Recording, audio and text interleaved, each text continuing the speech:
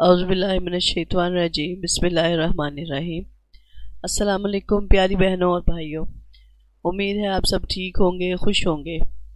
اور آج کل روزے چل رہے ہیں، اللہ تعالیٰ ہمیں اچھے صحیح روزے رکھنے کی توفیق دے، اور اللہ تعالیٰ ہمیں زیادہ سے زیادہ عبادت کرنے کی توفیق دے، ان روزوں میں زیادہ سے زیادہ فائدہ حاصل کرنے کی توفیق دے۔ ٹھیک ہے، آمین ثم آمین۔ اچھا، آج کی جو شخصیت ہے وہ ہے حضرت غازرہ رضی اللہ تعالیٰ عنہ۔ حضرت غازرہ رضی اللہ تعالیٰ عنہ جو ہے وہ حضرت اسماعیل علیہ السلام کی بہو تھی، نہایت نیک طینت تھی، پارسا عفیفہ اور خاتون تھی، اور ان کا تعلق جو تھا وہ بنی جرہم سے تھا۔ ان کے خاوند کا نام قیزار تھا۔ روایات میں آتا ہے کہ حضرت اسماعیل علیہ السلام کے ہاں جب حضرت قیزار کی ولادت باسعادت ہوئی تو پیدائش کے وقت جناب قیزار کی پیشانی مبارک میں نور محمدی صلی اللہ علیہ وآلہ وسلم چمک رہا تھا۔ جب قیزار خوبصورتی میں اپنے جد اعلیٰ حضرت ابراہیم علیہ السلام کا پیکر تھے۔ جب قیزار کو نور پاک منتقل ہوا تو حضرت اسماعیل علیہ السلام نے جان لیا کہ حضور سرکار دو عالم صلی اللہ علیہ وآلہ وسلم انہی کی نسل پاک سے ہوں گے۔ چنانچہ حضرت اسماعیل علیہ السلام نے اپنے بیٹے سے یہ عہد لیا کہ یہ نور پاک صرف ارحام طیبہ کو ہی تفویض کیا جائے۔ لہٰذا جناب قیزار نے یہ خیال کیا کہ حضرت اسحاق علیہ السلام کی اولاد میں پاکیزہ عورتیں میسر آتی ہیں، اور اولاد اسحاق علیہ السلام اس وقت تمام نسلوں میں بزرگ تر ہے۔ چنانچہ جب جناب قیزار نے حضرت اسحاق علیہ السلام کی نسل سے 80 عورتوں سے شادی کی اور 22 برس کی مدت ان کے ساتھ گزاری۔ اسے دوبارہ پڑھنی۔ چنانچہ جناب قیزار نے حضرت اسحاق علیہ السلام کی نسل سے 80 عورتوں سے شادی کی اور 22 برس کی مدت ان کے ساتھ گزاری، مگر کوئی بھی عورت حاملہ نہ ہو سکی۔ بعض روایات میں آتا ہے کہ جناب قیزار نے حضرت اسحاق علیہ السلام کی نسل سے 100 عورتوں کے ساتھ شادی کی، مگر ان میں سے کسی کو بھی حمل نہ ہوا۔ حضرت قیزار اپنے والد بزرگوار حضرت اسماعیل علیہ السلام کی طرح شکار کھیلنے کے بہت شوقین تھے۔ جب وہ جنگل میں شکار کی غرض سے جاتے تو جنات کی عورتیں انسانی شکل میں ان کے پاس آتی اور شاہانہ تحائف پیش کر کے کہتی، ہم انسان بادشاہوں کی نسل سے ہیں، ہمیں اپنی زوجیت میں لے لیں۔ جب آپ ان سے گفتگو کرنا چاہتے تو ہر جن آپ سے مخاطب ہو جاتا اور کہتا، اے قیزار، آپ تو نور نبی آخر الزماں صلی اللہ علیہ وسلم کے حامل ہو، لہٰذا ان کو حلال ذریعے کے علاوہ منتقل نہ ہونے دینا۔ اس پر آپ محتاط ہو جاتے اور ان سے اعراض فرماتے۔ روایات میں آتا ہے کہ ایک دن جناب قیزار شکار کے لیے جنگل میں گئے تو جنگل کے جانور اور پرندے آپ کے ارد گرد اکٹھے ہوئے اور آپ کو ایک آواز سنائی دی، اے قیزار، کیا آپ کو معلوم ہے کہ آپ کس امانت کے امین ہیں؟ اگر یہ آپ کو معلوم ہو جائے تو آپ میں خشیت و خوف الہی کی زیادتی ہو جائے۔ آپ کی عمر ختم ہونے والی ہے، کیا اب وقت نہیں آیا کہ نور محمد صلی اللہ علیہ وسلم کے لیے کوئی قدم اٹھاؤ؟ اب اس امانت کے منتقل ہونے کا وقت قریب آ گیا ہے۔ جناب قیزار یہ آواز سننے کے بعد اپنے گھر واپس آئے اور سخت فکر مند تھے۔ اپنے آپ سے عہد کیا کہ جب تک اس بھید سے آگاہی حاصل نہ کروں اس وقت تک کچھ نہ کھاؤں گا نہ پیوں گا۔ اسی فکر میں مبتلا بیٹھے تھے کہ ایک فرشتہ انسانی شکل میں آپ کے پاس آیا۔ فرشتے نے آتے ہی سلام کیا اور کہا، اے قیزار، تم اس خطہ زمین کے حاکم ہو، اور وہ نور مصطفیٰ صلی اللہ علیہ وسلم جو تمہارے پاس اسلاب طیبہ اور ارحام طاہرہ کے ذریعے آیا ہے، یہ شرف و عزت اسی نور کی وجہ سے ہے۔ اللہ تعالیٰ آپ کو ایک فرزند عطا فرمائے گا، مگر وہ حضرت اسحاق علیہ السلام کی اولاد سے نہ ہوگا۔ لہٰذا اگر آپ نظر مانیں اور اللہ تعالیٰ کی راہ میں قربانی پیش کریں تو آپ پر یہ راز منکشف ہو جائے گا کہ آپ کس عورت کے ساتھ نکاح کریں گے۔ اس کے بعد جناب قیزار گھر آئے اور 7 ریوڑ جانور قربانی کے لیے تیار کیے اور قربان گاہ میں جا کر اللہ تعالیٰ کی راہ میں قربان کر دیے اور دعا فرمائی کہ اے اللہ رب العزت، اگر میری قسمت میں اولاد نرینہ ہے تو میری قربانی قبول فرما۔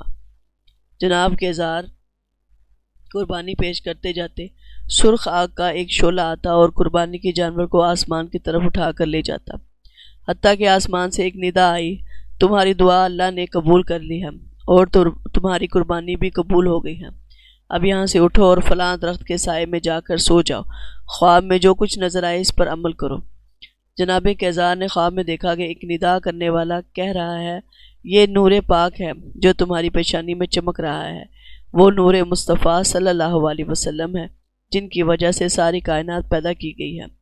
اس نور کا حامل کوئی غیر عورت نہ ہوگی، اور عرب کی ایک عورت جس کا نام غازرہ ہے اس سے نکاح کرو تاکہ یہ امانت اس کو منتقل ہو جائے۔ جناب قیصر جب خواب سے بیداری کی حالت میں آئے تو بڑے خوش تھے۔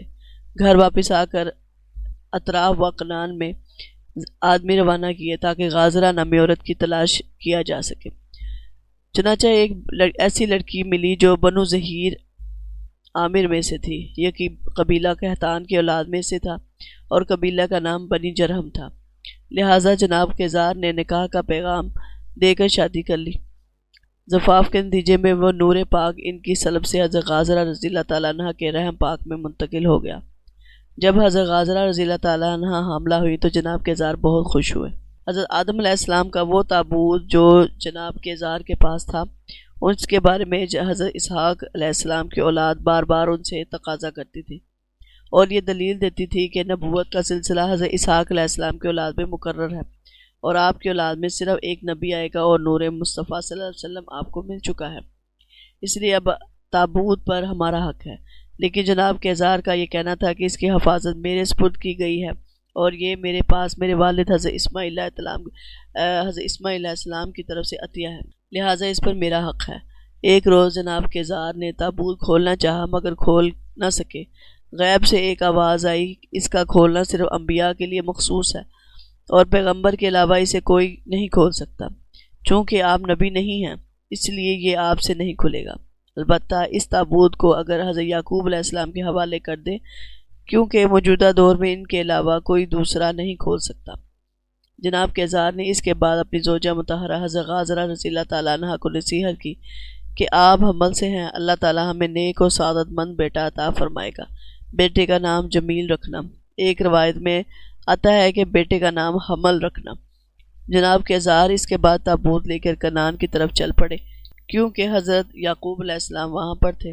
جب کنعان کے نزدیک پہنچے تو غیب سے آواز آئی جسے حضرت یعقوب علیہ السلام نے سنا اور اپنے بیٹوں سے فرمایا کہ مجھے معلوم ہو رہا ہے کہ جناب قیصر حضرت اسماعیل علیہ السلام کا تابوت لے کر تشریف لا رہے ہیں، اٹھو اور آگے بڑھ کر ان کا استقبال کرو۔ چنانچہ حضرت یعقوب علیہ السلام اور ان کے بیٹے استقبال کے لیے آگے بڑھے۔ جناب قیصر دور سے آتے ہوئے دکھائی دیے اور جب نزدیک آئے تو حضرت یعقوب علیہ السلام نے ان کا استقبال کیا اور خیر و عافیت دریافت کی۔ ان کے چہرے کی طرف دیکھا اور فرمایا، کیا بات ہے، تمہارے چہرے پر تو تھکن کے آثار دکھائی دے رہے ہیں، بہت کمزور دکھائی دیتے ہو، کیا تم بیمار ہو؟